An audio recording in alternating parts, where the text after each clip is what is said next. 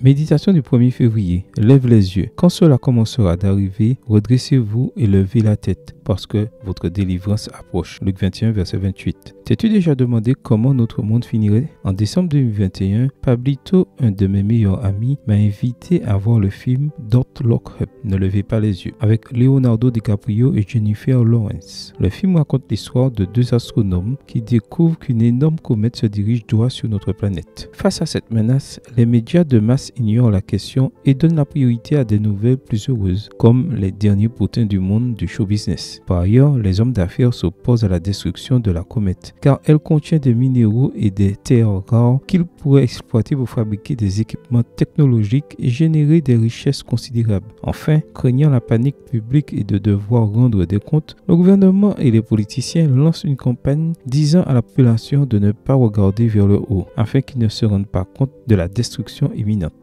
Je t'avoue avoir fini de regarder le film sans réaliser de quoi il s'agissait réellement. J'ai dû parler à des amis et lire quelques critiques pour comprendre que la comète représentait le changement climatique et que l'intrigue illustrait comment les gouvernements, les médias et les hommes d'affaires manipulent la société pour que nous ne levions pas les yeux. Pour réaliser ce qui est évident, notre monde est en route vers sa destruction. Si nous demandions à Jésus comment le monde finirait, que penses-tu qu'il répondrait? Dans Matthieu 24, il a souligné que notre planète ne serait détruite ni par le changement climatique, ni par l'action humaine, ni par les bombes nucléaires et que le noyau de la planète ne cesserait pas de tourner. La fin du monde serait précédée de signes, guerre, rumeurs de guerre, famine, peste et dégradation morale. Mais aussi, juste avant la fin, cette bonne nouvelle du royaume sera prêchée dans le monde entier pour servir de témoignage à toutes les nations. Matthieu 24, verset 14. Alors, le signe du Fils de l'homme paraîtra dans le ciel. Il enverra ses anges avec la trompette retentissante et ils rassembleront ses élus des 4 vents depuis une extrémité des cieux jusqu'à l'autre. Versets 30 et 31. Comme la fin sera marquée par la seconde venue de Jésus et le rassemblement de ses élus dans son royaume, le Christ lui-même nous dit dans Luc 21, verset 28 que lorsque nous voyons les signes commencer à s'accomplir, nous devons lever les yeux. Aujourd'hui, la venue de Jésus est plus proche que jamais. Aujourd'hui est un bon jour pour lever les yeux. Jésus revient bientôt. Amen. Bonne journée à toi et que le Seigneur te bénisse.